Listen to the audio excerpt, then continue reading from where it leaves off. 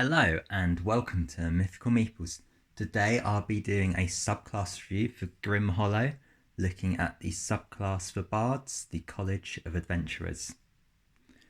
For those of you who don't know, Grim Hollow is a set of books by Ghostfire Gaming which focuses on the horror aspects and transformations of D&D.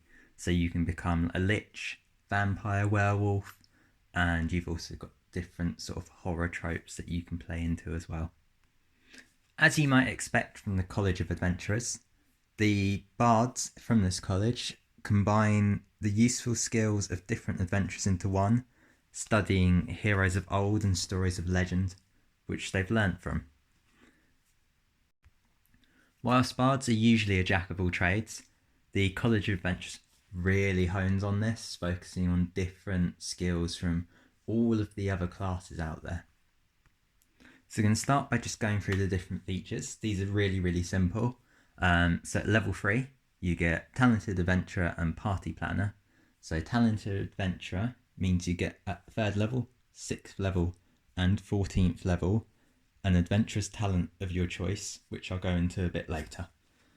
Party Planner means that when a creature has one of your Bardic Inspiration dice, it can use a bonus action on each of its turn to take the help action, which possibly could be really handy, possibly not. Depends how long your other players hang on to their Bardic Inspirations for. If they need to turn that hit into a miss into a hit, then they might not hang on to it very long and not make much use of it. So it's just really variable, but the main part is obviously the Talented Adventurer.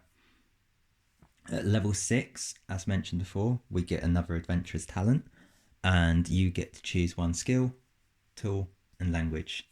You gain proficiency in the skill, the chosen tool, and you can speak, read, and write the language. So again, just a bit more versatility from the bard.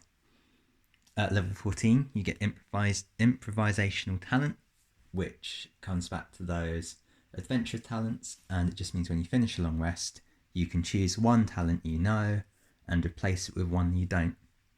So your bard becomes very versatile and you can really make it fit around the other characters. Most of the adventurous talents, if they're a ability you can do, they're once per long rest. So I'm going to start with just go through an alphabetical order, starting with the Barbarian. So the Barbarian talent is essentially a simplified rage. So you can wear, so it's called Rampaging. You can enter it as a bonus action and you gain resistance to bludgeoning, piercing, and slashing damage whilst not wearing heavy armour. You can't concentrate on spells whilst rampaging, and this lasts for a minute. So I think this could be really useful in that it reduces your damage that you're taking. But for me personally, I don't think this is one I would go for unless I was going really into that combat build, because so many bard spells are concentration. I don't think it would be the most useful thing to pick. So next up we have the Cleric. So this is like a version of Channel Divinity, and you gain, or you grant, temporary hit points as a bonus action to a creature within 30 feet of you. Those hit points equal your charisma modifier plus half your bard level for 10 minutes. So obviously it's very useful in that it's the bonus action, so you're not using your action to do it. At low levels, this is really handy. High levels, the temporary hit points is quite small, so it might not do as much. This one's better in that it's a short or long rest to use, so that's quite useful. And the creature can choose to reduce those temporary hit points to 0, and then the hit points that they've reduced by, they then deal when they do their next attack. So I feel like this would be very good if you're focusing on being a spellcasting bard, simply because you don't have to necessarily heal or cast a spell to do so. It leaves you free to use your action to do other things. Also, short or long rest means it's useful a lot of the time. Next up is the Druid. So once per long rest, you can cast Polymorph to transform yourself into a beast of CR rating equal to half the level in this class. So this is like a modified wild shape. At lower levels, I feel like this is a lot more powerful than wild shape, because you don't have the restrictions on swim speed and fly speed. You also get a higher level. So at level 20, if you've got this, you can become a beast with a CR rating of 10, whereas a druid would only be able to... A Circle of the Moon druid, for instance, would only become a beast with a CR rating of 6. However, it's not as good as the normal polymorph. So you may find once you sort of hit level 7 or 8, if you've actually taken polymorph, not using this one as much because it's just less useful.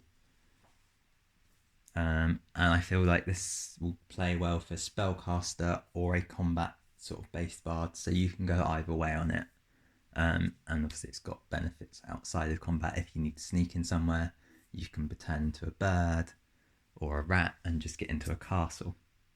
Next up, we have the fighter. So as you might expect, you're going to get some more martial based things. So I feel like this would be very good for those martial based bards. You gain proficiency of martial weapons and shields. So shields is very good for any bard, increasing your AC by 2. And you add versatility because you also learn one of the fighting styles available to the fighter class. So again, you could, if you really needed the defense on your bard, take the shield, take the defense fighting style, and you've got +3 to your AC. Alternatively, if you're going more of a combat based bard, you could take the, say, dueling fighting style, or great weapon fighting style, which would be less useful because bards tend to be finesse, dex based as opposed to strength based, but definitely one for combat. Then we have the monk, which you can sort of play either way, but works much better in the combat martial based. So you gain unarmored defense, but your AC equals 10 plus your dex modifier plus your charisma modifier instead. You can also use your dex instead of strength for unarmed attacks, and you can roll a d6 in place of your normal damage roll. And when you use your attack action and only make attacks with unarmed strikes on your turn, you can make one unarmed strike as a bonus action. So essentially you've got the monk sort of power there. I feel like even if you weren't going for a melee based bard, getting that bonus to your AC is really, really handy. Because you can go, if you've got a charisma bonus of +5 and a dex of +2, your AC will go up to 17, whereas most bards cap out sort of around, I'd say probably 15, because you're going to focus on charisma over dexterity. Although that's not to say you wouldn't be able to get 17 otherwise, because your dex is +5 and you've got studded leather, your AC will be 17. Next up, we have the paladin. So this is a variant on Divine Smite. So again, very melee based, martial based character.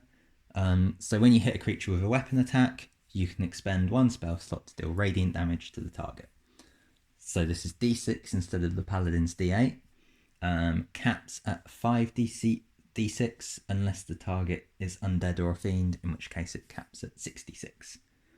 And you can do this a number of times equal to your proficiency bonus, and regain all uses of this feature at the end of a long rest. So again, it's a long rest, but if you're going very hard in melee, or you know you're going to fight a lot of undead, this will come up a lot. Would be really handy. So now to the ranger. So you learn the Hunter's Mark spell. So that's concentration. So for me, it's not that useful because there's so many concentration spells for the bard. It does depend how you're playing it, of course. Again, this is another sort of melee based bard, although you could go for ranged. You can also cast, it doesn't count against your known spell, bard known spells, and you can cast the spell without expending a spell slot as if you'd expended your highest spell slot. So once you've hit level 9 and got access to 5th level spells, you can cast it as though it was 5th level. But again, my problem with this is its concentration that interacts or affects, stops using all of the other bard spells, which are also concentration. And once you've used it, cast it using this method, you can't do so again until you finish the long rest. Next up, we've got the rogue. So what this lets us do is essentially cunning action. You can use your bonus action to take the dash, disengage, or hide action. This can work well if you're going sort of combat, hit and run, or you're going very heavy on the martial based and want to charge in, or for instance, because you can use the dash, or if you want to play a spellcaster and make sure you're not being attacked so much, you can sort of disengage or hide on your turns. Next up, we have the sorcerer.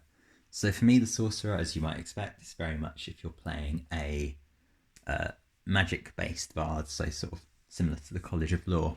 You gain 2 sorcery points and then a meta magic, which is, you don't have access to all of them, but you've got access to some of them, so you can do careful spell, distant spell, empowered spell, extended spell, quickened spell, or subtle spell.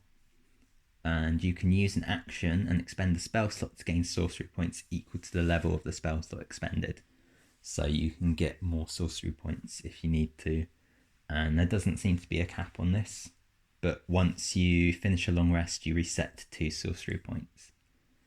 When you gain a level in this class, you can also replace a meta magic option you know and replace it with another meta magic option from the list. So again, you're just giving your bard more versatility with the spells that they can do. And obviously you could combine this with the meta magic feat, so you've got even more sorcery points for that and different meta magic options.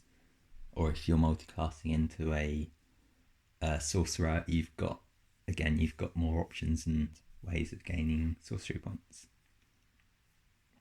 Next up is the warlock. So this again is very much like the feat for the Eldritch Invocation. So you learn 1 Eldritch Invocation of your choice. If an Eldritch Invocation has a level requirement, you use half your bard level to determine your eligibility. So that means you can gain access to a lot more than you would with just the feat.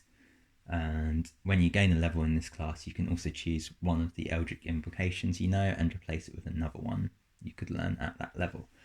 So most of the time, because you won't have the Pact of the Blade, you'll probably be going for a more spell-based class. Take something like Armour of Shadows to give yourself that AC benefit if your bard's really struggling with being hit a lot, and things like that. So again, you're getting a lot more versatility. And then finally, we have the wizards.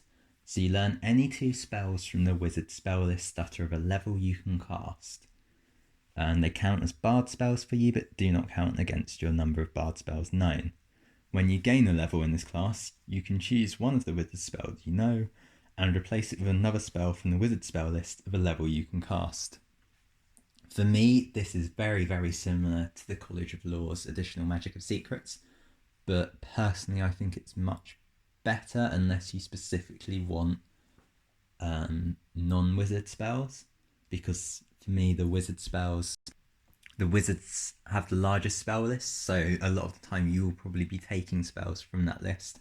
You can also gain this at level 3, so you're already getting extra versatility, and you can change them as you want. So at level 5 you could say take counter spell, because I know that's a very popular one. So which do I think would work well together? Well, if you're playing a spell casting focused bard, sorcerer, warlock, wizard are the obvious choice. You could also go for monk if you want that AC, or you could go for the rogue if you want to make use of the cunning action. If you're going for a martial based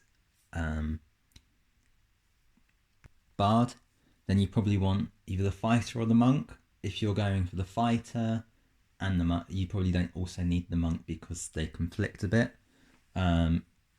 Paladin, again, not with the monk because you're not using a weapon attack. Probably wouldn't go for the ranger, but that's just personal preference. Barbarian, again, could be very useful, but you may find Some of the Warlock options from the Eldritch Invocation is very handy, but or the Rogue might be very handy if you're being swarmed by enemies, you need to get out of there. So I would probably go for the Range is also very useful if you're dual wielding. No, earlier I said it's concentration spell, which conflicts, but could be very handy that way.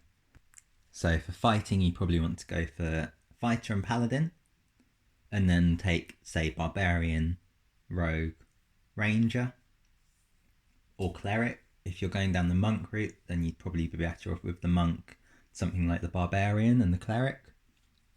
It does also give you those other options, and that is perhaps more compatible with the spell casting, especially with your charisma. So overall, I really, really like this class. I love the focus on the jack of all trades part of the bard, and I think it adds a lot of different options and works well within whatever group you've got. So you can really focus on, if your party's lacking a frontliner, you can really build into that with, say, like the Barbarian, and then going either the defense fighter or the monk for that AC, and then the paladin to just give you that extra punch. I also like the fact you can really, really build on that spellcasting part of it by going for the sorcerer, warlock, wizard, especially with the ability to multi-class into sorcerer or warlock, should you wish. Wizard is a bit harder because you need to make sure you've got your intelligence high enough, whereas sorcerer and warlock, your charisma will already be high enough to multi-class into them. So for me, I would definitely be going for the wizard, possibly the cleric, and I think, again, depending what the rest of the party was, sort of fighter or monk or sorcerer or warlock, depending if I'm going to be standing at the back more or if I'm going to be needed on the front line. So that's all for today. I hope you find this video useful, and if you do, please like, share, comment. If you want to support me, you can become a patron. I'll put a link in the description below, or you can become a member of Mythical Meeples, and again, I'll put a link below. And you can also follow me on Twitter, Facebook, Instagram, and Reddit to stay up to date with me, or you can subscribe and you'll get all of my videos. Thanks again for watching, and I'll see you in the next one.